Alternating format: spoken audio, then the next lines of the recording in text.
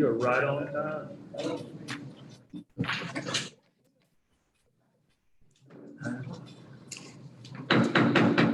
Good morning, ladies and gentlemen. We're going to open up our workshop, City Griffin Board of Commissioners, September 28, 2021. We're going to begin with item 1, presentation and overview of the City of Griffin's redistricting process. Mr. Andrew Whalen, City Attorney, will introduce our speakers and go over our review. Welcome, sir. Good morning. How are y'all today? All right. I think this is an exciting time in the city of Griffin, and that we once again get to do the decade exercise of redistricting our election districts. Take this thing off, and I think I can talk a little bit about it. Good. I can hear you too. Good. Let me first off introduce to you the redistricting team that we have put together this year to go through this exercise. I have 3 of them all owned by Zoom, and I don't know if can they be seen on the screen, Amanda? Is it possible to show them? First off, Ben Griffith is an attorney from Oxford, Mississippi. Good morning. He is a specialist in election law and got a sterling reputation for handling voting rights cases throughout the country. We're very pleased to have Ben working with us in this endeavor. Thank you, Drew. Secondly, we're using the demographics firm Flow Analytics. We have 2 of their members with us today, John McKenzie, who I think will be attending your workshop meeting at the end of October. He'll be here in person. And also Kate Doran, who's going to make a presentation this morning. Kate's up in the great state of Maine, where it's probably a little nippy this morning. But she's going to lead off, and if we can go to Kate on the screen, if you would, Amanda. Kate, you with us? Yep, and I can share my screen as well. There you are. There we go. All right. Want me to jump in, Drew? Yes, go right ahead. Great. I will full screen. Okay, great. So my name's Kate Doran. I'm from Flow Analytics, and we will get more into a little bit about the company. And with me is John McKenzie as well. I think that he has successfully made it into the meeting. And so what I'm going to go through today is this redistricting overview. So we don't have any draft maps or anything yet. That will be at the next meeting. So I just wanted to walk through an overview of what Griffin is doing this fall for redistricting. So Flow is a subsidiary of a company called Mall Foster and Alongi, which is a consulting firm based in Vancouver, Washington. And as Drew said, I am actually located in Maine, and John is located in Florida. So we are your East Coast team, kind of both sides of both ends of the East Coast. So we're a GIS and data analytics firm. We take a very data-driven approach to redistricting, having worked for a political party, and we are working on several redistricting projects at the moment, including in the spring, we did Brookhaven, Georgia. So we're doing cities and towns throughout the country and counties as well. So I'm going to walk through 2 aspects of this process. So there's an outreach and engagement component of what we're doing this fall and an analysis component. So we talked with the city a couple weeks ago on our kickoff about how do we make this a fair and transparent process, that involves the community, where people feel that they can comment on their communities that they live in, and letting us know, which areas they would like to see remain in the same district. So coming up with a community engagement strategy, hosting this meeting, which is we're calling a pre-map meeting, and just explaining the process. And so we also have online maps that we will be posting in October, I believe on the 19th. So we'll be creating these preliminary maps based on the criteria I will talk about soon, and then the public will get to see them and comment on them. And then collecting these public comments through this process. John, I see that you are off mute. Can you speak now? Yes, I can speak. Great. You can introduce yourself if you want. Yep. Sure. I'm sorry, I don't think you can see me, but that's just fine. Yeah, John McKenzie. I'm actually down in Florida. I'm in Tampa, and I am a senior analyst with Flow and also the director of business development. And yeah, I'll be the person, given that I'm a little bit closer. So towards the end of the month or end of October, I'll be the one who will be there in person for you. Thanks, John. So back to outreach. Last week, the city just posted their redistricting website. So this is a great place to go. Looks like we're recording this session, but this is also a great place to go to get more information about what is going on. So the website is listed there. They have FAQs about the process, a whole document about what's going on if you want to read more, and then a comment form. So you're able to go into this website and comment. So I'll just kind of jump over to the website. So there's a public notice here, FAQs, the project timeline, and where to submit comments. So that's going to be a really good resource, especially once we've created this kind of preliminary set of potential maps, that will be discussed. This is where folks can comment and say, hey, I like these maps, but this neighborhood that I live in, I would like this, contained within one district, and that's where we'll get those kind of comments and be able to do revisions on those maps. So just letting folks know about the website, which is a really great resource.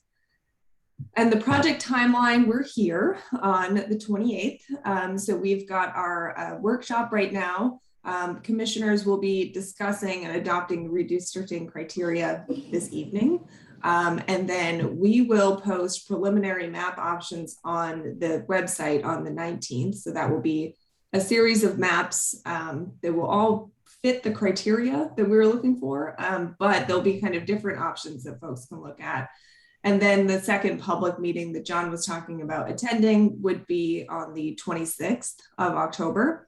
And then this kind of area around, in November, around the holidays, is when Flo will be working with that public comment and trying to revise those maps so that it addresses, concerns that folks might have, including commissioners.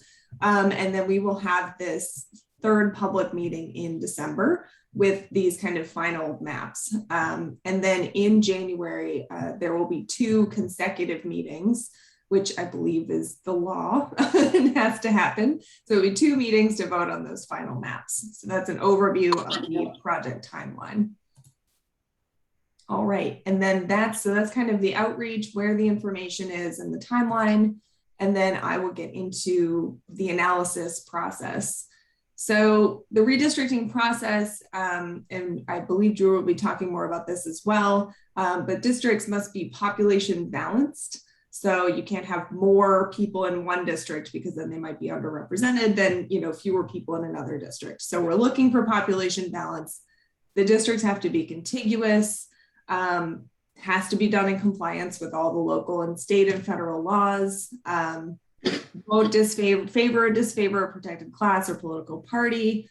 Should be compact, but I've been looking at the city boundary for the city of Griffin, and there's lots of areas where it kind of goes, that's totally fine. That's the city boundary, but as compact as we can make them is what we're aiming for. Preserving communities of interest. So if you have a particular school district or homeowners association, we'd like to, if that community sees themselves as one community, trying to keep them with one representative. And then preserving the use of existing administrative and natural boundaries where possible. It's a general kind of list of criteria that we work with for redistricting. So the current district map, if anyone is interested, it is on the City of Griffin website. This is their map, not my map. So this is available and you can zoom in and see all of the street names and everything. So if you're wondering what district you're in now, community members, if you like the district that you're in and that's what you want to comment on, they have this map already posted so anyone can see which district they live in. And so that's available to look at now. And these are the boundaries that we kind of start with for the analysis. So when we talk about balancing population, we are looking at the total population of the city, not just the voting age population or the registered voters population or anything like that. It's the total population. given that you represent all residents within the city. So a little bit of math here on the right. We talk a lot about the deviation from the ideal population. So your ideal population is the mean population of all of your districts. So if you had 10,000 people, that's 2,500 in each district, and that's the ideal. But we do work with census blocks because that's the smallest level that the census reports. The Census 2020 data is at the block level. So we know we can't get exactly perfect each person, exactly in a district. So we're going to have some that are a little higher than that ideal and a little lower. And that's totally, expected because we're dealing with block level populations. But what we are looking for is the sum of the deviations, between the most and least populated. So if one is 2% over that ideal and one is 3% under, you would have a 5% difference between them. And 5 is great. We're looking for under 10. So that's something that we will, when we are creating these scenario maps, we will be aiming to have these areas under 10, each of the districts under 10% between the highest and the lowest. So you're looking at having them all within 5% of that ideal. And then you would definitely, be under that 10%. So when we look at the data, this is kind of the big reveal. So here is your current districts with the 2010 census data. So this is the, how the districts would look with the 2010 population information. So the overall range, that difference between the highest and the lowest, is 6.6%. Great, it's under 10. So well balanced before, most of the, all of the districts within that 10%. And, you can see a lot of them, District 1 and 2, under 1% from that ideal. So that's great. 26 people under is probably as good as you can get. So when we look at 2020, because there's been population increases and, areas, that have experienced more development, now we have an overall range between the highest and lowest of 15.3. So that means we do have to do some work to balance this back out again. And you're looking at, District 1 is now 7% below that ideal, and then District 4 is now 8% above. So we're looking, at bringing those closer, closer to the middle. They don't have to be, under 1% or anything, but trying to balance those areas back out that either saw development or saw population loss over time to get the districts balanced back out. All right, so here's a quick map of the districts and the difference in population between 2010 to 2020, just to give you an overview of, kind of what's happened in the last decade population-wise in the city. So you can see that District 1 had a 290 fewer people than it did in 2010. And then District 4 has 350 more people than it did in 2010. Unfortunately, 1 and 4 are not bordering each other at the moment anyway. So it's nice if they border each other, maybe you can just move a boundary between them, but we'll have to do a little more work on balancing those back out. 2 has also experienced 230 fewer people. And so you can imagine there might be something in this area as a scenario, and we'll present other options as well, where we might be moving boundaries. But we do start with the existing boundaries and try to just make changes along the edges of those boundaries, try to keep as many people in their current districts as we can. And then here is the block level. So if you're interested in the details, these are the kind of the pieces of the puzzle that we'll be moving around. So it's not going to be areas smaller than this, but this is the Census 2020, population comes to us at the block level. So you can see this area in District 4 and this area experienced more growth. And then these lighter areas experienced, populations moving out of those areas. So we have, and I believe this is the lightest area. So this is 380 people moved out of this area in that time period. So interesting to look into why, why those population changes might have happened. But this is the kind of building blocks that we are using to redraw those boundaries. So they will follow these areas. But you can generally see most of the population stayed within, within the same range. And so you just have a couple of areas, but that is enough to make that range 15% instead of under 10.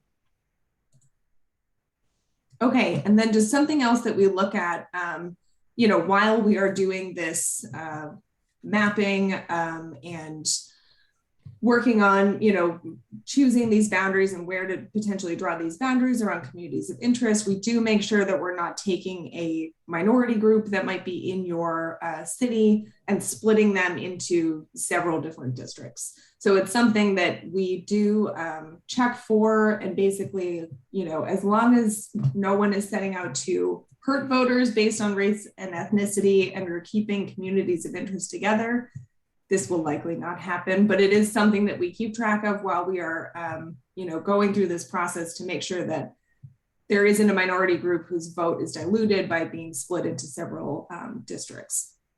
So that's something that we do keep in mind while we are working on this process. And we also look at citizen voting age population and making sure that there isn't, a vote dilution in that population as well. Communities of interest, I'll just touch upon because if communities or individuals want to comment on the website and submit a comment, what is a community of interest?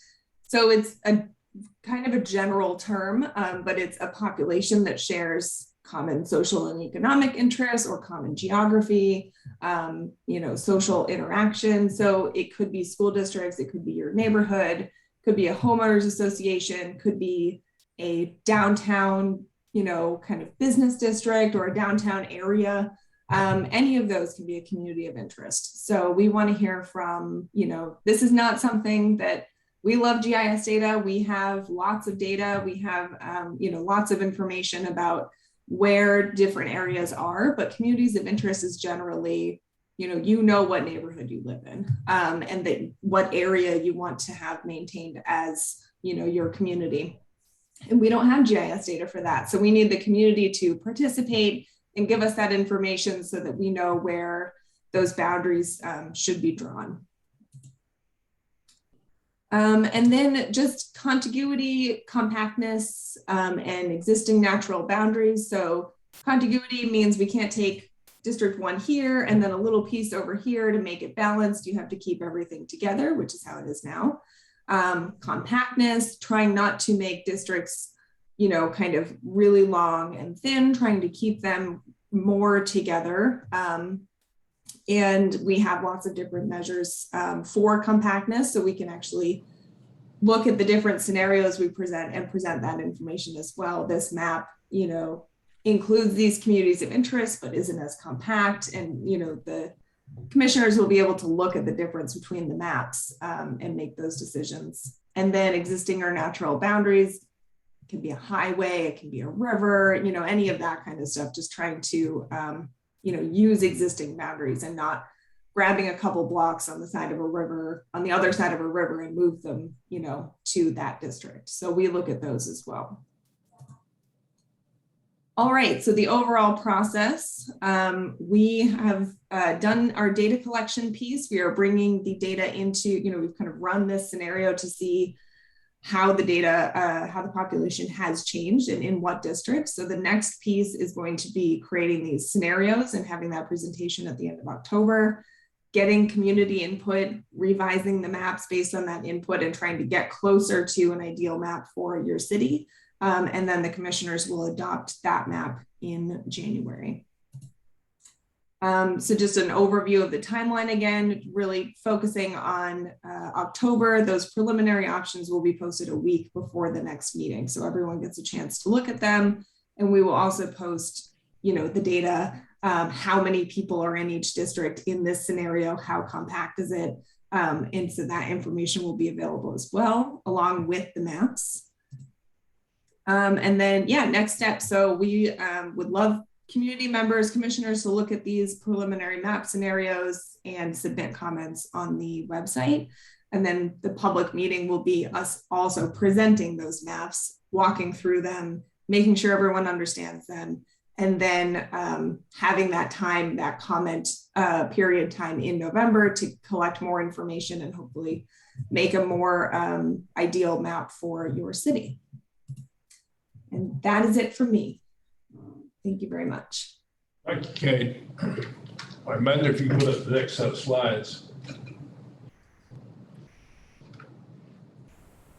Yeah, do you want me to share your set of slides, Drew? Amanda's got them. Oh, Amanda's got them. Okay, great. Yeah. I can stop sharing. This is Ben on the lower left, John on the lower right, by the way. I think you get to see them both now.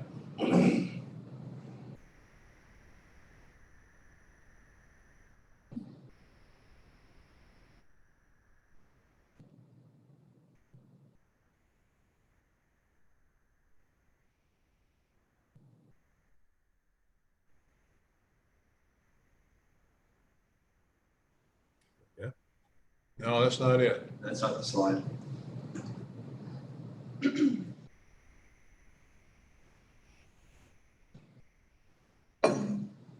There we go. All right, if I can.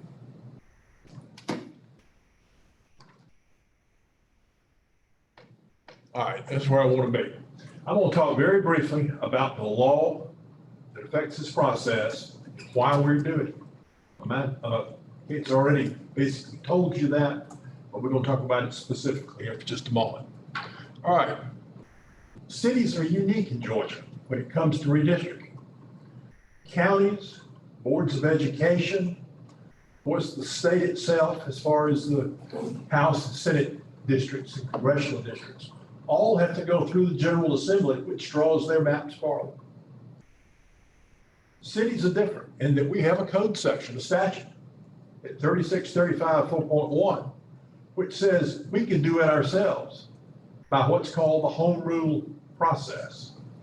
There are 3 criteria that we are governed by, and that's what I wanted to go over. Number 1 is that each reapportioned district shall be formed of contiguous territory, and the boundary lines of such districts shall be the center lines of streets or other well-defined boundaries. Pretty well speaks for itself. You're going to use clearly defined boundaries. You're not going to go down the middle of somebody's lot or through the middle of the neighborhood to draw district lines. B, variations in population among districts shall comply with the 1 person, 1 vote requirements of the United States Constitution.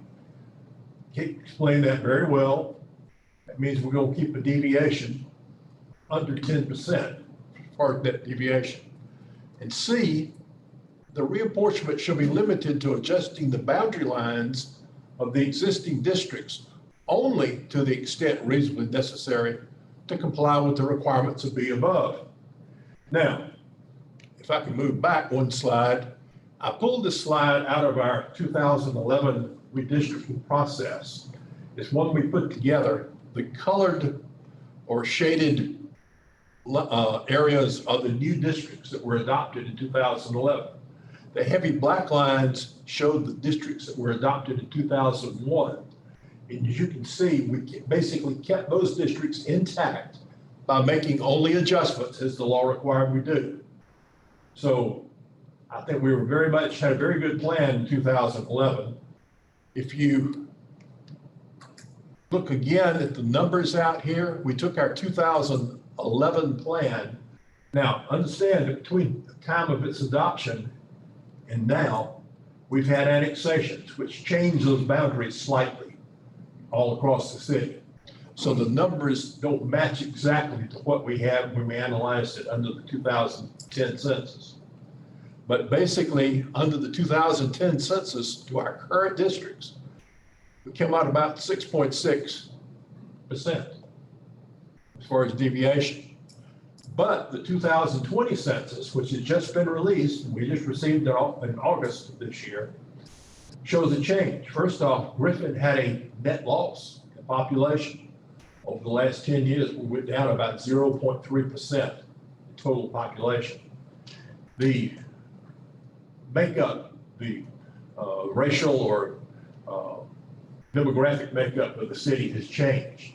The black population, according to this census, is now 56%. We've got an increase too in our Hispanic population, although I don't think it's sizable enough to carve out a Hispanic district. There are very many communities, particularly north of Atlanta, which have had to start looking at other districts such as Hispanic or maybe Korean, Vietnamese, something like that. But we don't have that here in Griffith, according to the census result as a whole. But the reason we're doing this exercise is because under the 2020 census, that overall deviation has increased to 15.5%. So I think that's the end of my slide. Going back to the timetable, what we will do from this point is tonight you have a resolution, which I hope you've had a chance to read through. We put it together a couple of weeks ago. We tried to address all the criteria. It's going to be the playbook basically for this process. It's what's going to guide flow in the work they're going to do for us by setting out the criteria that the law allows that we've just gone over this morning. Then at your fourth Thursday meeting and fourth Tuesday meeting in October, we ought to have some plans to look at. And that's going to really open up the process for comments. If I could get Amanda to go to the comment page just a moment. This is something we really urge the public to do, and includes you. If you have a comment, a thought, go on the computer, go to the city's website and fill it out. It doesn't take just a minute, but that gives us a written record that we can preserve in this process, which we may or may not need, but still that we going into it with the idea that we need to create that record. But there's places on there where you can fill out if you represent an organization or an entity which has an interest in Griffin and in voting rights, put that in the comment folder. And I'd really urge the public to do this. So that's going to be invaluable to us, particularly when it comes to trying to keep communities of interest from being fragmented by the process. Honestly, that's going to be a harder topic to consider this time around. As the demographics change, it starts changing how you lay them out. So we're going to have that information. Now, if there's anybody here this morning who wants to get up and make a statement, comment about what we're doing thus far, they're welcome to do so. Mayor, you can call and see if they do. Or I think with the next meeting, we're probably going to have more people comment on individual maps. So that's where we're headed. Anytime y'all have a question in the process, raise it. Yes, ma'am. Okay, so you said on the fourth Tuesday in October. on the 28th, okay. 26th, The 26th of October. 26th of October, yes. Okay, at that point, the maps would have been compiled and brought back to us. We should have 3 to 4 maps at that time that meet the criteria that you can certainly look at and, ask people to comment on. Sorry, go ahead. I was just gonna ask, on the forum, on the comments, do we all get access to that so we can kind of share information? Yes, you can go to the website and see the other comments. Okay. That's part of the transparency of the process. One of my concerns is the fact that District 1 and 2, the population, and I guess I'll see whether those districts, the boundary lines will shift, or whether they'll go in and try to where they got highly fragmented the district that work one in between the other. If they shift those populations and bring those in, it would probably. There's going to be some change because we've got to come to population balance. But the balance is gonna have to come from somewhere else. You're not gonna just get it in District 1 and District 2. No, it'll be across the city. This is not a wholesale redrawing of election districts. I understand that. And we got to work with the existing districts. but still, it's going to affect all the districts to some degree. Your constituency is going to change, so I guess one way to put it. Anybody else have a question? So do we need to have a public hearing or just? Yes, you might see if anybody here this morning wants to comment. Thank you, sir. All right, thank you all. And Mr. Whalen, thank you Thank you. for the folks that came out. Kate and John. At this time, is there anybody in the audience like to come before the board to ask questions or comment on the redistricting? You'll please state your name and address for the record. Dr. Shonda Jones, 473 Ellsway. Of course, I had to get up and say something, but I want to thank Flow Analytics for this presentation. I believe it was extremely thorough. Also would like to thank Mr. Whalen for his input and comments.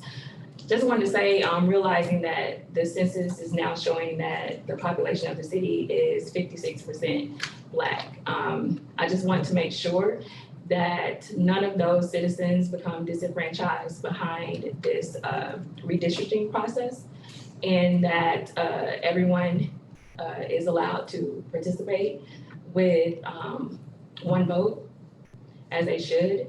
And just want to emphasize that I understand the public comments is a great way for people to provide input, but I think it's a little bit different when they're able to actually come in person. I don't know about anybody else, but I like to look people in the eye when I'm giving them my comments and feedback. So I think that a lot of emphasis should be put on actually people coming in to those public hearings and speaking on the subject. Thank you. Thank you, Dr. Jones. Let me assure you, we're not trying to limit anybody's ability to come in person and comment, but the use of the portal on the website will help us build and preserve a record. But it's also that record can be preserved if they're giving comments as well. Right. Is there anybody else like to come before the board? Is there anything else that Mr. Whalen that you need to add, or we? I think that covers us. You got the resolution on tonight's agenda. Wonderful. Everybody else good to go? Good to go. Thank you. Thank you. Thank y'all so much. I hope y'all have a wonderful day. I look forward to hearing from you later.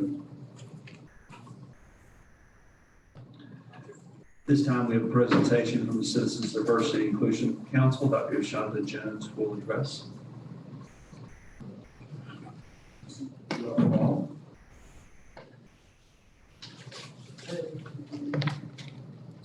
Hey, I'm back. Good morning. So I have Rebecca Betzel here with me, who is the Secretary of the Citizens Diversity and Inclusion Council. Recorder, she likes to say. Also, contrary to popular belief, I am not the chair. The chair is DeAndre White, but because of work obligations, he could not be here to do the presentation. So just want to start with how we came about. So we had our first meeting last year, September 15th. So we have crossed over into a year now of being the Citizens Diversity and Inclusion Council. The way that we came to the decision of how we should be organized is that we wanted to make sure that there was transparency. We wanted to make sure that the council was free from outside influence. And sometimes we know that it's not the message, but sometimes it's the messenger. So we wanted to keep more of an advisory council outside of the city of Griffin. Because from feedback from those in the community, there are concerns when people think that we're actually a part of the city. This allows us to do a little bit more in the community otherwise. It allows people to be able to comment freely without feeling like there's gonna be any type of retaliation and things of that nature. We did lose a couple of our members initially based on people that relocated or that their work obligations were just too much for them to be able to participate on the council. We do meet once a month on the first Tuesday of the month, and we offer Zoom meetings as well as meeting in person up until last month. Last month, because of the concerns with the Delta variant, which will probably continue to do Zoom until the first of the year. So basically, starting with who are we? You go to the next slide. So basically, the CDIC was created to help foster a sense of community among the citizens of Griffin. And it's our goal to work in conjunction with the city to create and work together on projects that we believe will help to bridge the gap between residents of diverse backgrounds.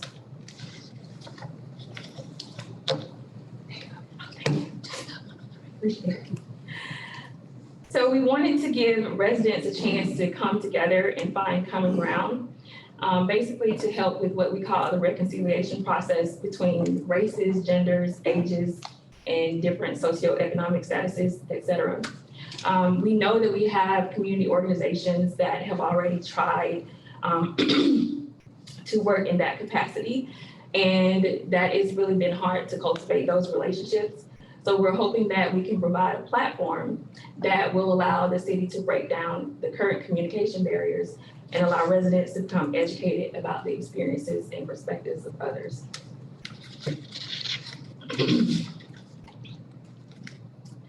So what is our mission? It's our mission to improve relationships and provide inclusion by engaging in different community projects throughout the city that we believe will solidify and vested interest in providing residents with a community that appreciates diversity and that celebrates equity and inclusion.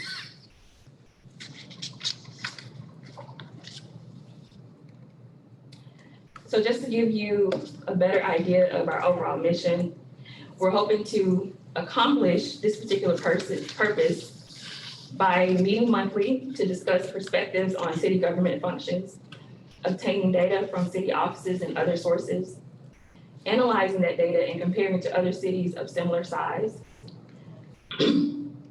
engaging city leaders, government officials, citizens, and local businesses to support inclusive events for all people living in Griffin, identify critical issues related to inclusion and diversity, partner with community groups to collaborate, and provide guidance for and prepare a report at least annually for presentation to the City Board of Commissioners.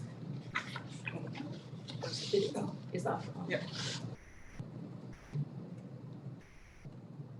Can you get it back up? Okay, thank you.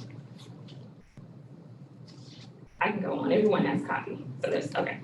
So basically, for our year of being a council, we were able to complete our bylaws and also start an application process for new membership. We are at 9 members now. We started with 15. However, with this new application process, we'll be able to go through these applications and as a council, have a discussion about who we feel best fits our mission as far as the Diversity and Inclusion Council. We had our Juneteenth proclamation that was presented to the community, the Stonewall Day proclamation that was presented, as well as the Latino and Hispanic Heritage Month proclamation that was presented. And as that proclamation, because of some issues that happened with the last meeting, we want to make a formal presentation to our Latino and Hispanic community, and we're putting together an actual event for that. Because we felt like no one was given a chance to really speak. We didn't really get any pictures. We wanted to make sure that they were included as well, okay? Also, we were able to put together an economic empowerment seminar, which actually had a great turnout. We had about 50 attendees. We had Patrick to do a presentation about the Economic Development Office. We had Sharon there to give information about the Land Bank Authority. We had Jada Touchstone give a presentation about financial literacy.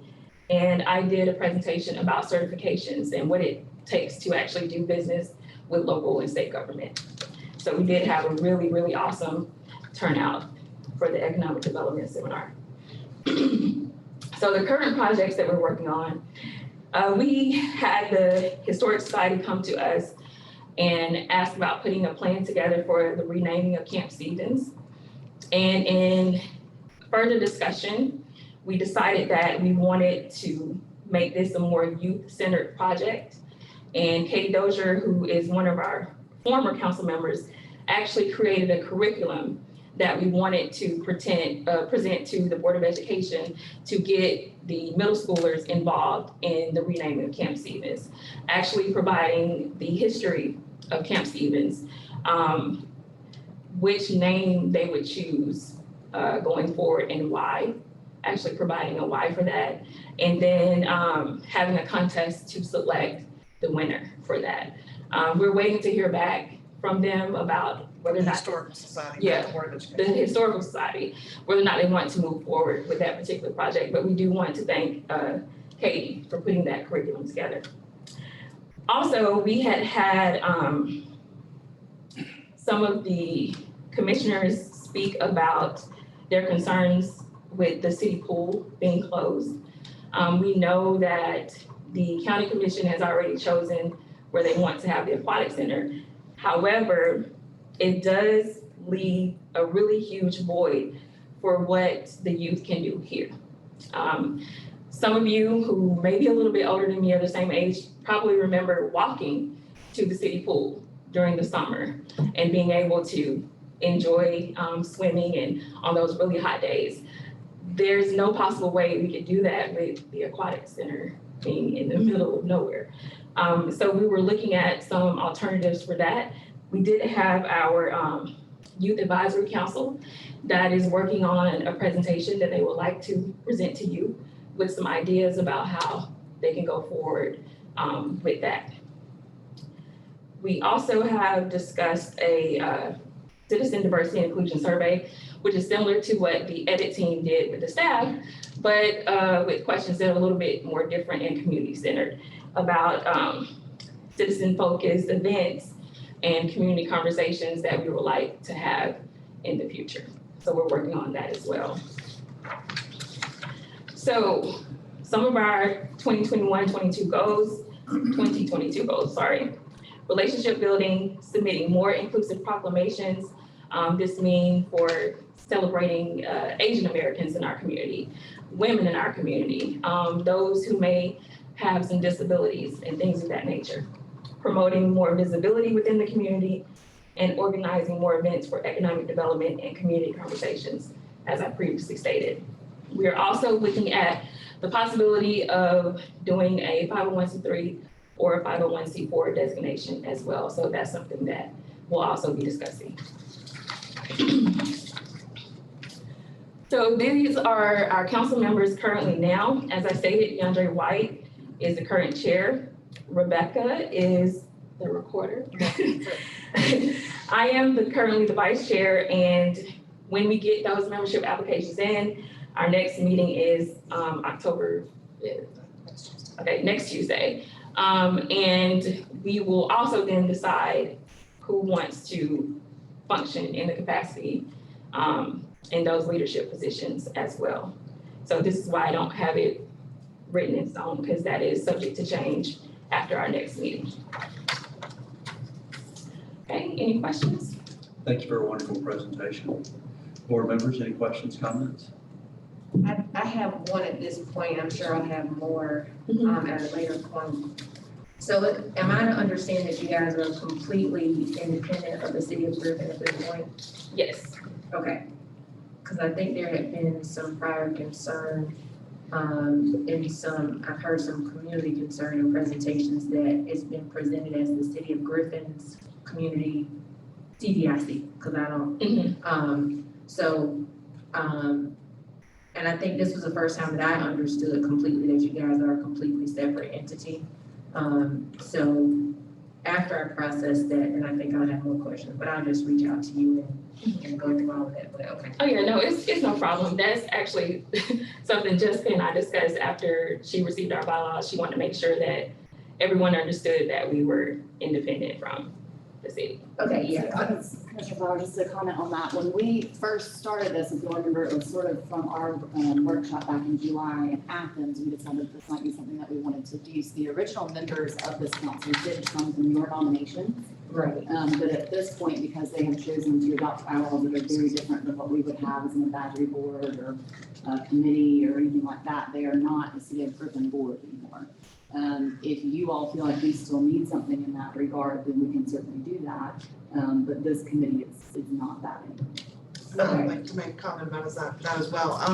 When we first started, we had 2 initial meetings that were attended by the city manager at the time, which was Kim Smith, and Jessica O'Connor Watley, and they made it clear to us that we were not a part of the city, that we were not subject to open records meetings, that we were really like the ministerial association is how it was put to us. So we never had an understanding that our group was actually intended to be a formal advisory board to the city. I certainly think our group would potentially consider that. I know there are some other concerns about influence, but that's something we should talk to the whole group about. But that hasn't been presented to us as an option. So clearly could have been some misunderstanding, but as the way we understood it when we were No, your understanding was correct as far as, because we wanted there to be some autonomy and for it not to function like our other authorities and some of the other boards. Okay. It's just that at the point that I didn't know where there was an official point of separation as opposed to kind of the quasi attachment. So that's why I'm just understanding now that, especially when you said the 501c3, I'm like, okay, wait a minute, that's completely, at that point, completely unattached. So, no, and I think for me personally, I was comfortable with it being a quasi, just because there's a lot of bureaucracy attached with the other boards and councils that we have. But like I said, I just kind of in the processing, for me, I've heard some dialogue about like, well, is this a city board or it's saying City of Griffin? And so, me not really understanding where that stood. So yeah, that is where that came from. So I don't think there was any miscommunication about the intention of it as far as from the city perspective. Does the city then have any comments on what we currently call ourselves the Citizens Diversity and Inclusion Committee? Is there any comments on that being an issue? I don't have, I think my issue had been that it was the City of Griffin Citizens Diversity and Inclusion Council. Not that it was the citizens, because there is, like I said, no issue with that. It's just that I think kind of she was saying about the bylaws, the representation. I'll kind of tell you how I thought about it. There was one other time where, and this wasn't even about a citizen organization, there was a business who was like using our logo to market plumbing services or something. I understand. And that totally came back to us as, hey, you sell, why are you guys sending us this thing for service? And so there was a big to-do up here about how we manage the use of that logo and what permission, because some random. And so for me, it was kind of that same experience of the representation from the community, somebody saying, well, ain't this y'all board? Didn't, they said this for the city. So yeah, no, I'm cool with the name. And not even any issues with you guys' missions or accomplishment, just that connection where then somebody comes and says to us, well, you need to go tell them because it's a city board. And I'm like, well, and I understand how it is also difficult because we are the citizens of the city of Griffin. Right. We live in the city of Griffin, so we are, it's hard to differentiate a city board just in language right, versus us, right. because that's who we are. We're the citizens of Griffin as well. Mhm. So, I understand where the issue comes in. I don't know of any advertising we've done with the city logo though. So I'll say, Commissioner Flowers, the first revision of the bylaws I received did have the City of Griffin logo on it, so that would need to come off. And then they do use historic city hall, so we'll have to talk about that as well, because otherwise that will have to be rented as we would with any other civic group or council. So there are a few things that are sort of gray still that we'll need to make a decision as to how to address. Yes, I would love some information on Right, so initially we nominated or helped appoint, we don't do any of that anymore. No, they adopted bylaws that say they now do that, and so when I read those, that's what, Dr. James and I and Kim Williams and I had a conversation and just said, obviously, this is not a board. We formed it as what we called an ad hoc committee at that time to determine if we needed to do anything else. And so after that second meeting, or halfway through that second meeting, when they said we'd like for y'all to leave, they sort of made that determination that that's how they wanted to proceed, which is perfectly fine. But we do need to make sure that it is not speaking for the city of Griffin anymore, since they don't have that appointment and representation from you all. And then also sort of the facility use, since we need to be consistent on how we treat that as well. Yeah, I'll make a revision to the bylaws for you, Jessica, but also on the meeting space, my understanding was that you allowed other groups to meet there. Again, it was the Ministerial Association was the example. So if that's not occurring, then sure, absolutely, we'll work on another meeting space. We just had the understanding that it was okay for us to meet there. We weren't certainly not trying to overstep our. And we're having that conversation right now because I wanted them to hear it from you all first as to where we stood, and then we can go from there. So the Ministerial Alliance does meet there. So we just are gonna have to decide, as to what kind of authority this is, what kind of council this is, what kind of committee it is. Because we wouldn't allow Rotary to meet there for free. We charged them before. The American Business Women's Association met there last Tuesday. They had to pay for that. So I don't know. You'll have to tell me what you want to do. Some more questions at some point.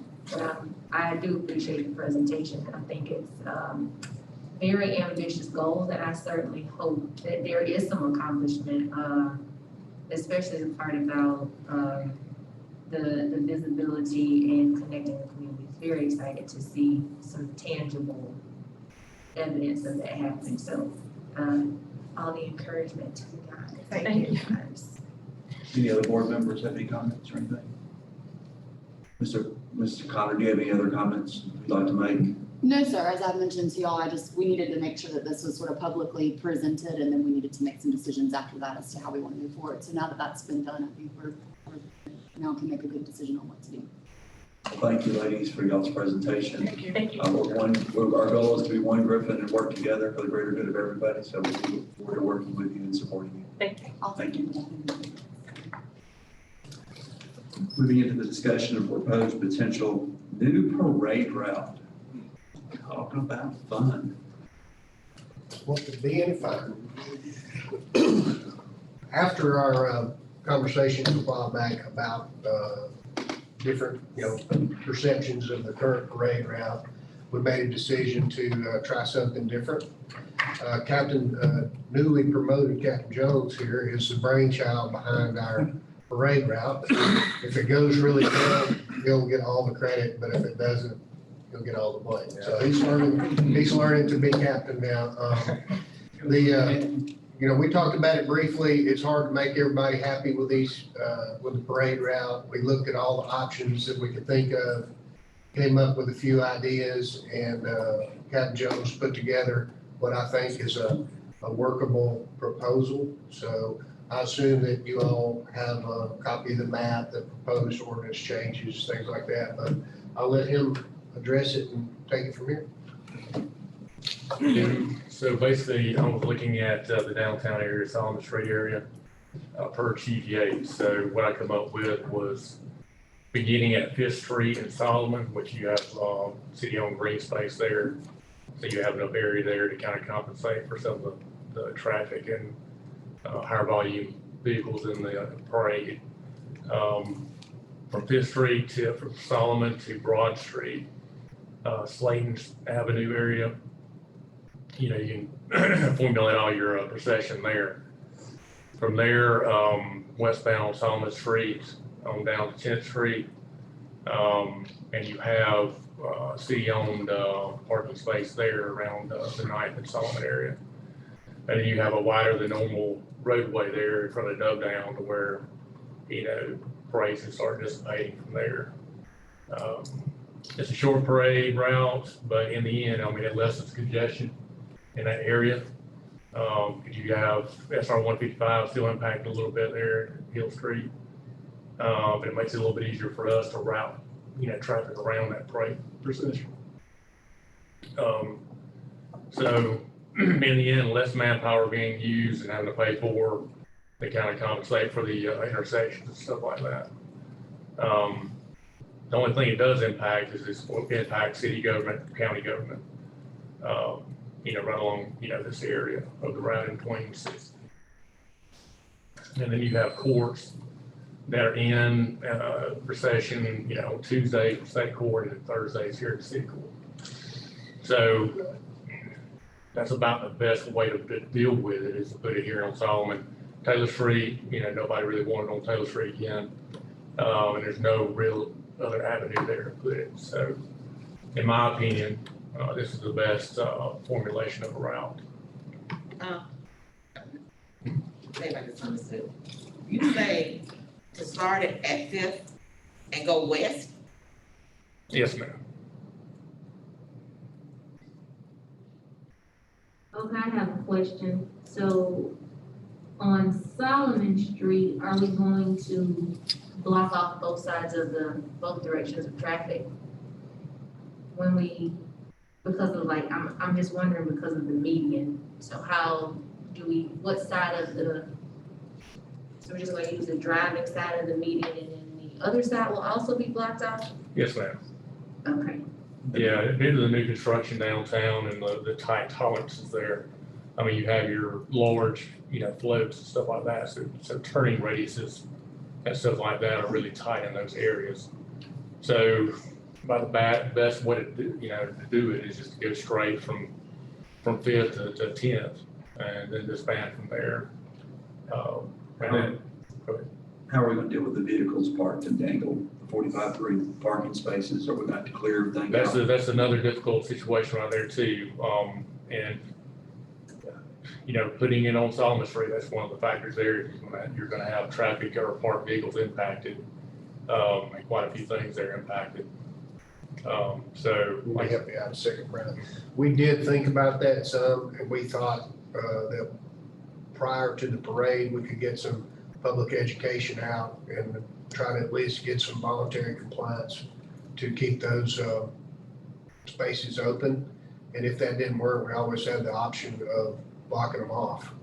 So it's, just like any of the parade routes we came up with, there's pluses and minuses to it. And quite frankly, the parking is one of the minuses to this particular route. But we kept it short also because we had a number of people that were walking in the parade. And what we found on North Expressway, and even when we had it on Taylor Street, over that distance, a lot of people couldn't participate because of the length, and then also the timing it. The parade had a tendency to stretch out and leave our walking folks behind. So that's the purpose of the short length of it. And remember, one of the things that we considered when we were talking about parade routes in general is that culture has changed some, and participation in the parades is just not what it used to be. And I think we've looked at it through the lens of maybe that the new parade route is the cause of that, but our participation was diminishing before we made that change. So I don't think culture is going to change and go back to the large parades and things like that. But we do have some participants or people that are helping with us that say that their participation may increase, but we won't know until we try it a couple of times. So, our suggestion is it's the best we come up with. Let's give it a shot and see how it works out. If it doesn't, we'll go back to the drawing board and try something different. I've talked to the sheriff, and sheriff, through to James Sutton's motivation, is willing to help support our city in regards to the law enforcement side. I've also talked to Chairman Davis with the county commissioner and city county manager, and they are open for us to invite them to help through Park and Rec and Public Works also. We can use all the help. So I think if we bridge some relationships there, that they're willing to commit resources since it's a community activity and work together on both those items. What we've experienced in the past in that is, as opposed to helping us with traffic control, they want to participate and be part of the parade. So I have no objection to that, but if you're going to help us, you need to help us and not just make a show up. And then, is it worth keeping the existing parade route on, as well as having option A, option B? So if I don't think our ordinance really provides for that in the way it's structured right now, but we can always put it in the back burner and we need to do one route. Okay, that's fine. I just wanted to I mean, ask it's an option if things don't work out, but I mean, we kind of have to make a decision and proceed with it and see how it goes. The only issue that I have with it is the direction it's going.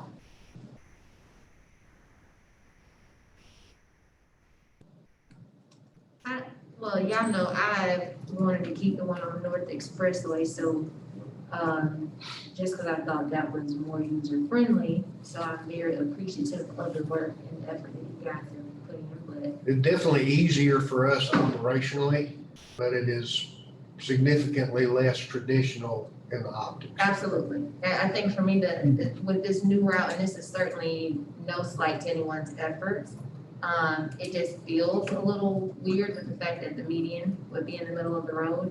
But I do 100% understand that the reason we continue to have this discussion is because there obviously is no ideal parade route, or we wouldn't discuss this every year. So those are just my personal feelings, but I agree with the observation that like parade culture is different. And we don't have that same community support, so, that's just where I am. Chief, how far in advance would we put out notification that the parallel parking on Sullivan would be? I mean, we could put notification out a week before, but what's important is the day before or the evening before. What form? Well, I mean, we'd use our Facebook page and web page and maybe put some flyers out on some of the people that live And downtown. during the movies, you put cones out with signs on them. What did you do for June Jam? I mean, we put notice, we notify people. It may not be that big of a deal. I mean, we're talking about an hour and a half long shutdown. If we have to work around the cars, I mean, we can. The only thing that concerned me was, maybe kids scooting out between the cars. I mean, that was my primary concern. It's just, one of those things, none of it's perfect, so. So if you have floats in the parade, they're gonna be going up the street opposite way, the traffic flows. Well, they'll be on the same, I mean, they'll be traveling in the proper lane for that direction of travel. So, Starting from up down here. Tell me, I know you looked into this already, but how, what you just be coming through, not coming through? So that's another situation there. We never know about the train, but, we may have to work around it. But with this route doesn't cross the train. Okay. There'll be some noise and inconvenience, but We have what, 3 parades per year with school homecoming, typically, 4th of July, Christmas. this ma'am. MLK, Dr. King. Christmas being the one in twilight hours, the others being primarily on the weekend or on holidays. Or the holiday. I hate to bring back up, speaking to what Ms. Ward was talking about, what would be the difference if you switched it and went the other way? Well, the reason why I went from east to west is the green spaces, there's more area to park right there. There's less impact on the businesses. There's not that many right in that area there. You have the VFW type place right there on the corner of 5th and Broad. But beyond that, you don't have a whole lot of business impact there. If you go from east or from west to east. The other part of it is when you put parades together, and this is something that you don't realize unless you participate or have to control traffic, there's a lot more staging and space needed at the beginning than there is at the end. Because at the end, you can just kind of start dissipating and traveling your own way. At the beginning, you have to be staged up so you can get organized and get people in play. And nowhere on Solomon Street could we find any place that had enough space to do that other than the green space area that we're talking about. So that's kind of the reason that we decided to do that. I'd say it's not impossible that if it doesn't work out, we could flip it, keep the same route and go a different direction. But just remember, there's not as many good places to stage up on the other end. I think before, maybe let's go on, let's everybody else move. Remember staging down at what was Louise's, was where the original parades started, since I was a kid.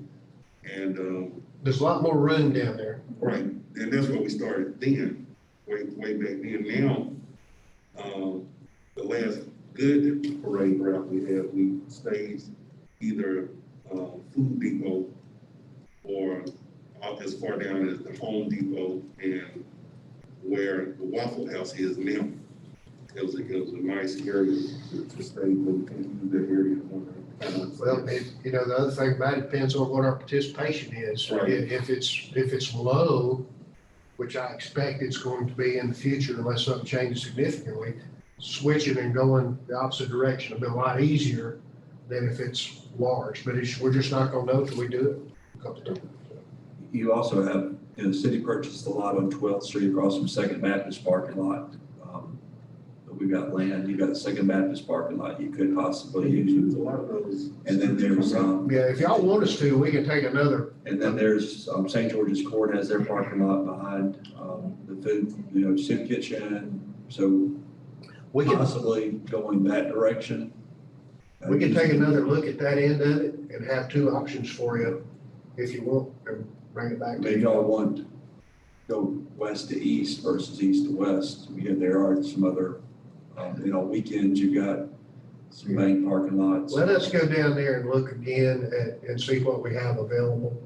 And if we could predict the size of it, it would be easy. But you can put the walking groups there at St. George's. We gotta make sure it's okay with them too. Right, so. and then they could come in at 10th Street, and then the riding vehicles could be, we used to run them down Slayton Alley. I'll tell you what, though, this is private property you're talking about. I understand, but Consent. that's where I said asking permission in terms of, are they? well, why don't you let us, we'll take the same route and we'll flip it and give you a mirror image of it. And next time we talk about it, you can decide which way we're going. How about that? So just because you said that, right, it's always a question, can we even make a route that is dependent on somebody else's property, like as part of the ordinance? Not unless we have consent to use private property. That's why we've run into problems in the past. Is that, so we would need like Back when, long-standing Cup written Foods, out there consent? where Food Depot is now, at 18th Street, Right, they used to let us use their parking lot, and then Food Depot comes along and says no. okay, We had to move off the parking lot. Having areas sufficient to assemble and disassemble is a big problem. We were running into a little bit of, I wouldn't say adversity, but kind of a little bit of a frown from Southern Crescent with what we were doing on North Expressway too. So kind of depended on when we were having the parade, what the traffic schedule was. So there's always going to be some stuff like that. right. And then the litter and trash issue, when people leave, there's stuff that gets left back in their lots. And it depends from business to business too. Some of the businesses look at it like, oh, great, I'm gonna have some customers here, they're on foot. And the others look at it like, oh crap, there's not gonna be any place for my people to park. So it's 6 of one, half a dozen of another, no matter what we do. And, it's kind of, this is one of those things, I guess, that we just keep trying until we figure out the least worst option. Fun times. But we'll come back with take a look at it if y'all want to do that. Thank you. Good with everybody? All right. Thank you, folks. Thank you. Item 4 is to discuss a proposal from MRV for the evaluation of assets of the City of Griffin and Spalding County Water and Sewer Facilities Authority. Dr. Brandon Keller is here to address. Good morning, Dr. Keller. Good morning, how y'all?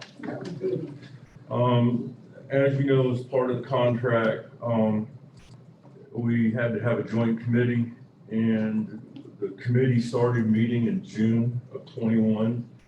and they sent out an RFP for consultants. 4 submittals were received, 2 submittals were shortlisted, and MR was the company of selection. I had the opportunity to attend the Water Authority's retreat on 16th of September and had listened to the transactions of where they thought they were going to go. Brian Haynes and I have been keeping an asset management folder on the GIS website. It's updated every year in January. In the process of putting new values to pipe systems, and basically we knew going in before we even talked about the asset valuation that it was a 25-75 split, with us being 75% of the assets, county being 25. Another part of that equation, obviously, is a topic that came up was also debt versus no debt and how that would be addressed. So we went through the process. They scored. I did not score. Just was part of the process to help them guide it through. Evaluation came in at a cost of $437,500. All right, and then we prorated. That was prorated shared, and as you can see, the valuation basically it was a 30-70% split. So we felt like, or I feel like, we had justification to validate, in my mind, what the assets are worth without going through a lot of emotion. Comparing it to our asset database in GIS. Obviously, the authority voted that they could spend up to $250,000. The methodology there was that we would split 50-50. Well, after attending the retreat and listening to us, it was a pretty good retreat, and they've decided to move forward with an executive director. And I've talked to several members of that authority. I'm not speaking for them, but speaking on behalf of the city of Griffin, looking at the direction that they wanted to go in their goals during the retreat. I think it's in our best interest not to spend the money on a evaluation, because I don't think it's going to happen as far as joining both parties as one. So why invest the money now? Let's see what the executive director does with the board, move forward, and it's a 5-year process. So I don't think it's in the best interest of the city of Griffin to spend the money right now. That's my report. So in terms of our contract, we've got to have an annual or a semi-annual joint meeting with their board and our board. The date's been selected. I don't know if they put it out. It's. We did, and I forwarded that invitation to all of you. Right. So you should have that. It is October 12th, I think. But I don't think it's going to hurt anybody's feelings if we tell them we're not going to support spending this money. They're excited about getting a director and trying to move forward. That's a separate issue from the joint authority. So there's 2 different provisions of the contract. The first one being that we would contemplate a joint authority. We have 5 years to either make a decision that we want to do that or that we don't want to do that. So right now, staff's recommendation is that it's not the right time. They don't, as based from their retreat last week, they don't have really a direction, or 2 weeks ago, as to where they want to go. And I think they realize that, and so they have decided to hire an executive director. Once they get somebody in that has a little bit better understanding of water and sewer, then I think would be the time to talk about a potential joint authority. The valuing assets at this point, it just doesn't seem like the appropriate time. There's an additional term in this contract that says that we will meet semi-annually to just sort of give them an update as to what we are thinking we're going to have to do for our particular assets. And since their rate is dependent upon what we have to do, that's what they asked for there. So it's 2 different things. But we will still have that meeting October 12th at 8:30 at the Senior Center. Thank you. October, what's that again? October 12th at 8:30 at the Senior Center. And do we need to take any action in regards at this point, in your opinion? We just need to let Ms. Wyndham know, as the attorney for the authority, that we do not want to proceed with valuation if that is your consensus. Everybody good to go on that? Okay, Thank you all. thank you, Dr. Keller. Appreciate it. Moving into item 5 is to discuss a proposed short-term rental ordinance. This is Kelsey Carter will address. Welcome. Good You morning. debut to the city commission. Thank you for moving down the mic, Brent. We won't bite hard, promise. I appreciate it. So the city manager has received a number of complaints related to the operation of short-term rental properties in the city. The gist of these complaints is that the guests and the short-term rental units are being operated in a way that could constitute a nuisance and at the very least is kind of disturbing the quiet enjoyment of the neighborhoods. A short-term rental property is a residential dwelling that may be rented for lodging for a period of less than 30 days. They're usually advertised on services like Airbnb, VRBO, HomeAway. They keep cropping up with new ones. In 2015, the Georgia House of Representatives established the study committee on short-term rental providers and determined and recommended that it be regulated at the local level. So the City of Griffin's short-term rental ordinance that you have before you is intended to regulate short-term rentals in the city through a permit certification process that will be headed up by the Planning and Development Department.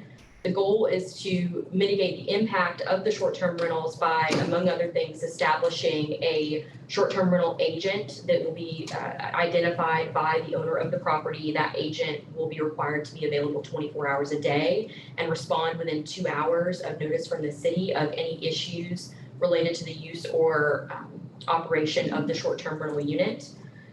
It will also set occupancy and vehicle caps because one of the issues that we're having is an egregious amount of parking in front of residential neighborhoods because they're being, rented out to more than what the occupancy load for the residents would actually be. And it will also create a schedule of fines for violations of City of Griffin code that can be acted upon in conjunction with the certification process. The regulation of short-term rentals is a relatively new area of law in Georgia and nationwide. The short-term rental ordinance that we proposed is the first step in the city's regulation of short-term rentals. And based on the information that we gather from this first stage of the regulatory process, we may amend in the future to better tailor it to meet the needs of the community. So that certification process is going to allow us to gather information about how many are out there, where they are located, the issues that are common with these short-term rentals in Griffin, and that will allow us to tailor those future regulations to better serve the needs that we have specifically. So I'll turn it over to you if you have specific questions. 2 questions I've got. One, are they required by law to pay hotel motel tax? And second, with this ordinance, will they have to file like an occupational tax or a use tax to operate their business? Yes to both. So the amendment to the hotel motel tax ordinance that was just passed it's applicable to the short-term rentals, and it is also mentioned in the ordinance. And this process will also allow us to better monitor the collection of those taxes. And they will be required to obtain an occupational tax certificate, and it will actually be required to be posted in the property. And their occupational tax certificate number, in addition to their short-term rental certification number, will be required to be posted in any advertisements that they have for the property. And then will the occupancy tax or the business license then give them a capacity based on the square footage of the property of what they can and can't have in regards to the size of the structure? So that will be determined by planning and development as part of the application process. So they will submit information about the property itself, and they will indicate the number that they have of parking spaces available. Planning and development will take a look at the application and the property, and they'll determine the occupancy load for the structure, as well as the amount of parking that they are allowed to have, and that will be on the certificate for the rental property, the short-term rental certificate. And that, again, that certificate is required to be a part of the listing. And currently we have our fire marshal that goes out and inspects businesses. Will this also require an annual fire inspection or some type of life and safety inspection to ensure that they meet minimum guidelines in terms of housing standards and things? So unfortunately, OCGA section 367430 actually prohibits us from doing investigations or inspections of rental properties without probable cause. It seems right now, because of the constitutional issues that are involved and Georgia's very heated protection of rental properties, that inspections are not advisable. So instead, what we do is we require them to sign a certification that they're going to keep everything up to code. If we do have reason to believe that they are conducting themselves in a nuisance manner, if we receive reports from people who have rented the property, who indicate that things on the inside are falling apart, at that point, we would operate just under our general nuisance procedure and obtain an administrative search warrant to do what we need to do there. Of course, if we were to issue code violations, whether it just be for trash in the yard, a sum total of 3 violations will allow us to revoke their certificate for 12 months, and they won't be able to apply until after that period. Can we charge inspection fees? We cannot. So it would be handled just like any other inspection, but we can emphasize during the court process, there are minimum fees that are set up, so it's a fee structure. The first violation is $500, the second is $750, and the third is $1,000, and it is a $1,000 fine if they fail to register at all. Are there any other questions or comments from any of the board members? Mayor Hallberg, I do want to mention that just this morning, Mr. Schwab sent out an email showing our hotel motel tax revenue, and Airbnbs were about $1,500 that we received. And so Ms. Bennett immediately responded and said, well, who are they? Do they have an OTC? We don't know. So this will certainly be a way for us to make sure that we keep those registered. Again, it's sort of circular because if they don't register, then we still don't know. And of course, the Department of Revenue has said they will not tell us. So there's still a little bit of ability to fly under the radar. But right now, we know where a couple of them are, and they don't have occupational tax certificates, but we haven't really established one way or the other whether they have to. So this will do that.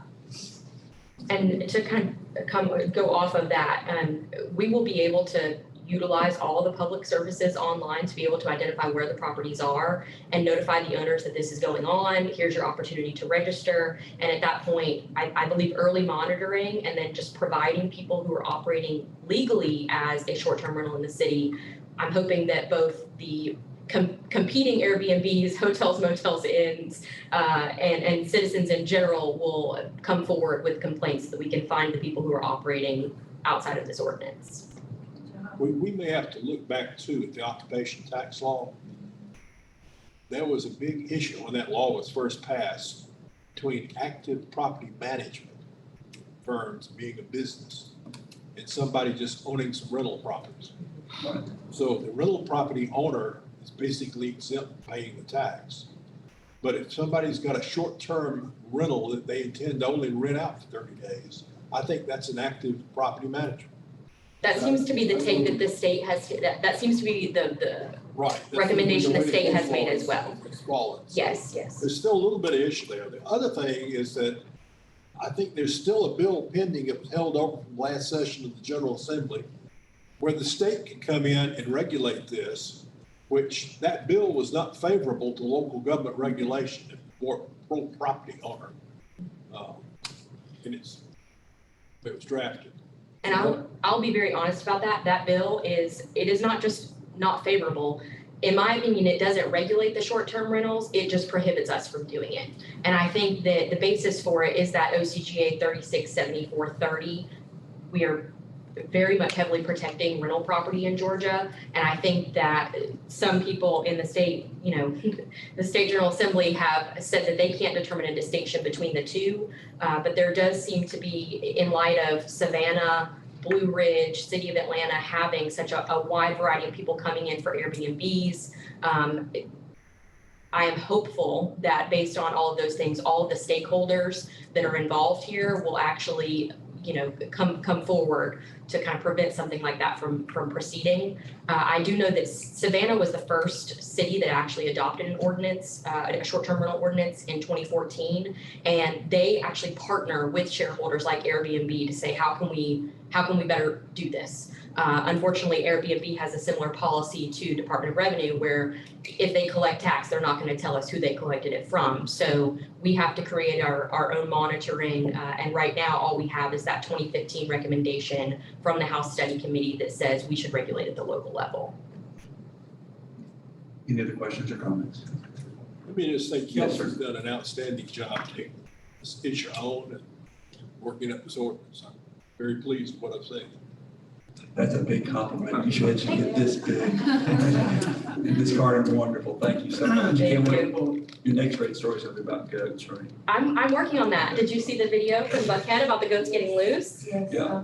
We're gonna talk about that. Thank Thank you. again. All right, receive comments regarding a resolution to adopt for 2021 calendar year property tax millage rate at the rate of 7.083. City Manager Jessica O'Connor will address.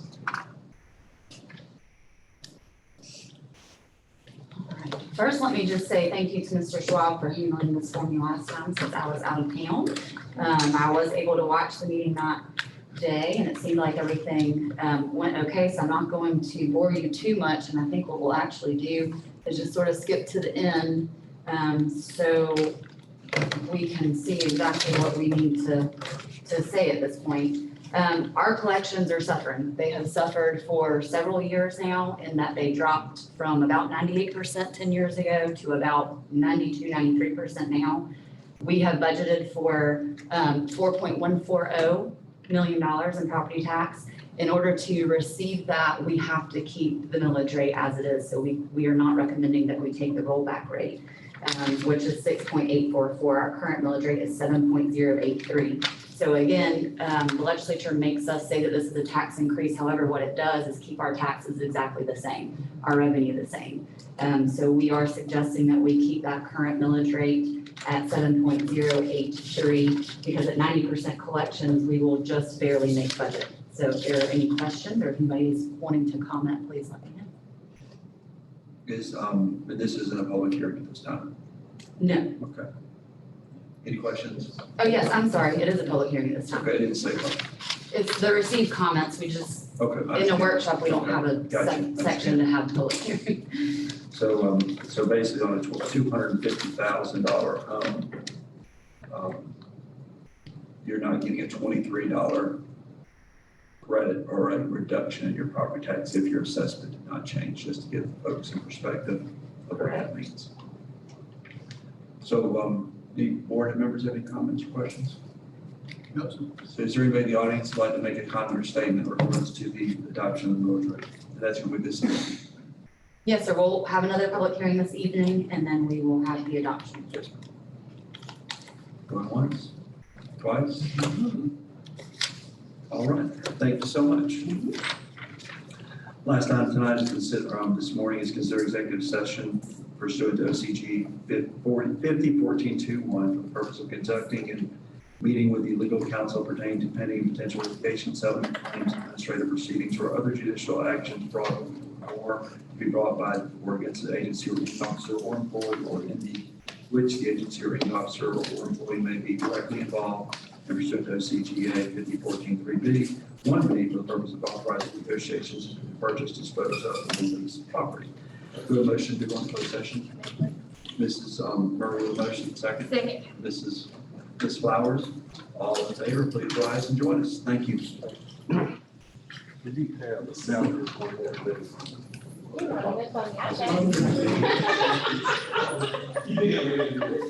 Thank you.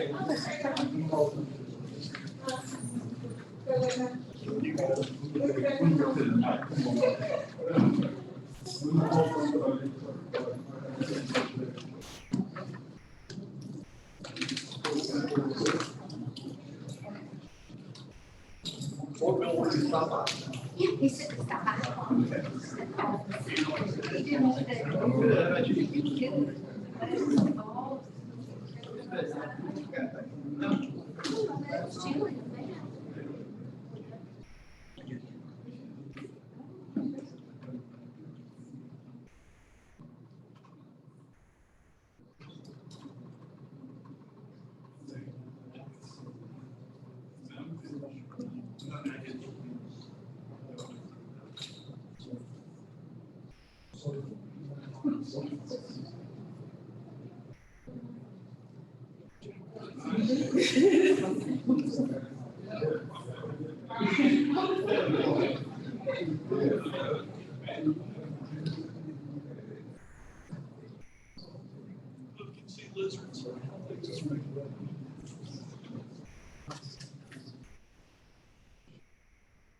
Good job, Yosemite. Good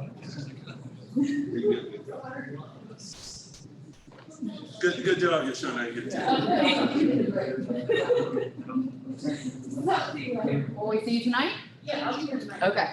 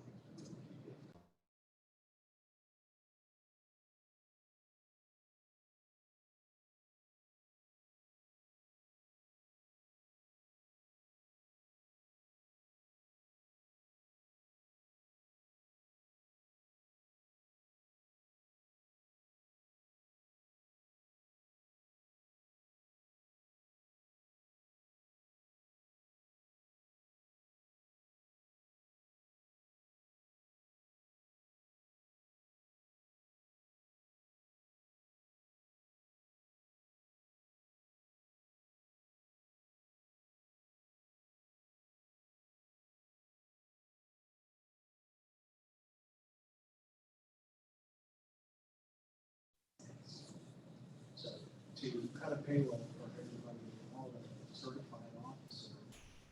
Is it certified and non-certified?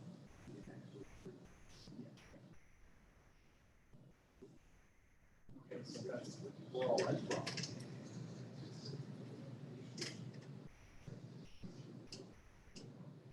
Okay, so now public officials, all right, we're public service employees. Yeah, it is, you're a public official, I'm a public. So guess what? That's now, forms.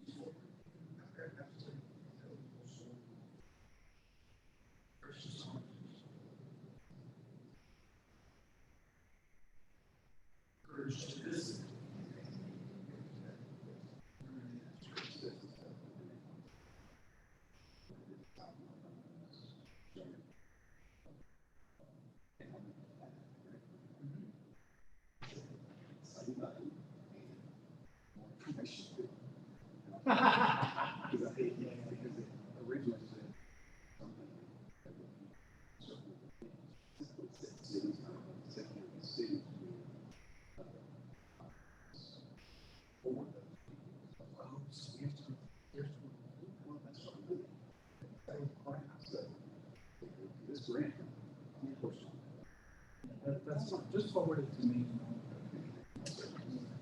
Yes, I will send that to you. Right? I mean, I said, not thankful. I mean, I'm not thankful, but I'm very thankful.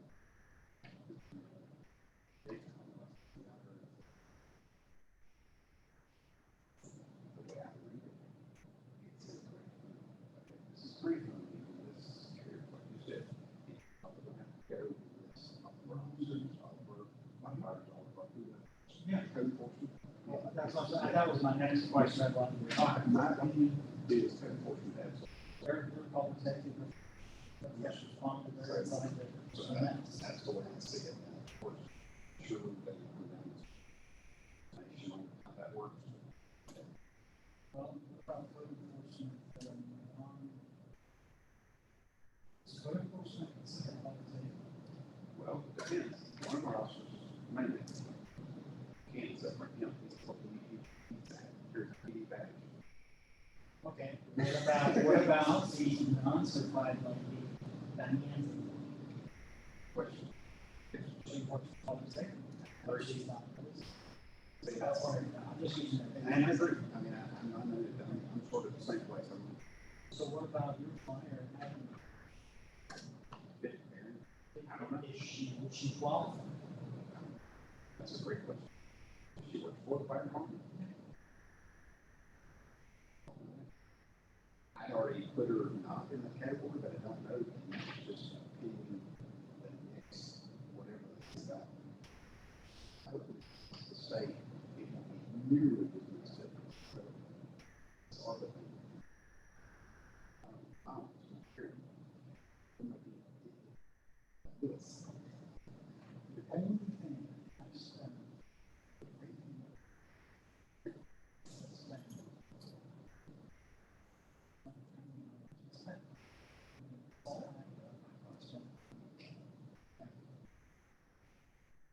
spent 2 full days, and then, I was at building up.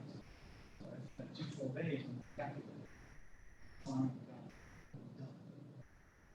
So I'm solid on that number. That's the only thing that's. Most things don't change. And that's what we're right now.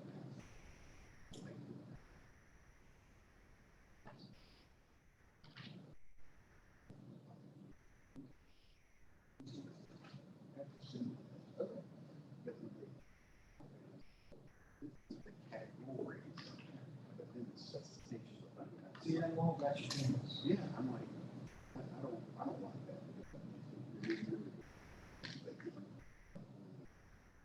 No. Just like saying that, but the next, oh, sorry, that doesn't count. Yeah, how that does. And we're like, yes, it does count. He said, but we didn't.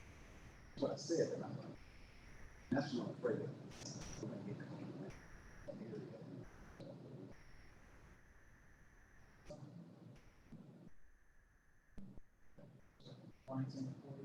Oh, yes, I did.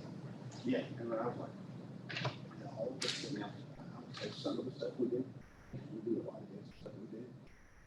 Other places, we will, they tell you what. And some of them are like, that's gonna be difficult. Census Data. Yeah, we just talked about that. All that, yeah, all that stuff.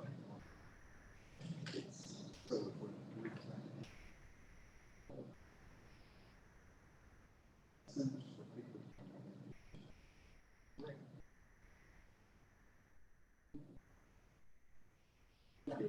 That's right.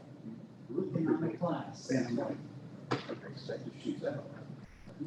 Who's just say, okay, well, see your dedication, I mean, we have to give some.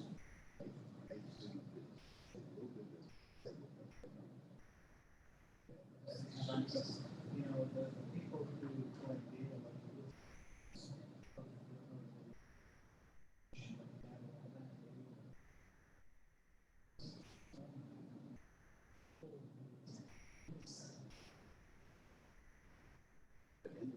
How current is it? I guess this this one, it would be from the, it would be from the county.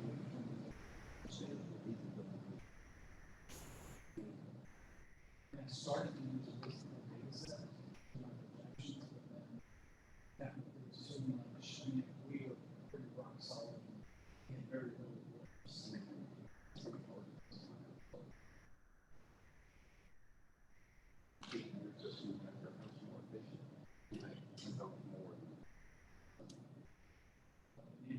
Yeah, the neighbor that makes $100 And their house is worth more, the one that whose house is less, makes more money. but then they make their money. I got this, something that some reason we don't struggle. But as long as they don't make me issue a check between now and Thursday, We're good. because first report's due September 30th. October 31, so September 30 rolls out, Friday, final issuing that report, saying, here you go. I may go in and claim that 471,000 revenue loss as our initial number. Don't have to sneak back out.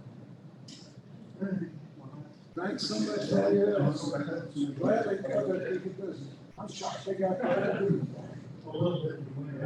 It's real convenient. I went there about 5 or 10 minutes early and I was out. My appointment was at 10:30 and I got to 5:45 and I was back in the car. They made me sit there 5 minutes, so from 10:40 out to 40. A little slow, my arm got pretty sore. The little slick thing got